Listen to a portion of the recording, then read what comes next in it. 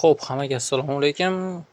Kichik sarmoya bilan ozgina biznes qilmoqchi edim. Yanvarda 5 donagina quyon sotib oldim. Hikoldan 5 dona. Xo'p, 3 ta hikol, 2 ta unaqa deydi, fransuzskiy baran. Xuddi o'shandan sotib oldim. Mana 2 martadan tug'ishdi, xudo xolasa kattalar ham qo'l bola. O't berayotganim sababi kichik sarmoya bilan boshida ozuncha donni ham olib berdim, lekin katta biznes deb unchalik nima deydi, ko'p pulim yo'q edi, lekin xudoga shukur mana zo'r ketyapti. O'tga ancha o'rgatib oldim, bolalarni ichi o'tmayapti. Hop, bu yerda hozircha bitta katta quyonimni sotgan bo'lsam, bu yerda 23 tacha, 25 tacha quyon bor. Bu yerda 6 ta kichkinasi bor. Bular qo'shmadim.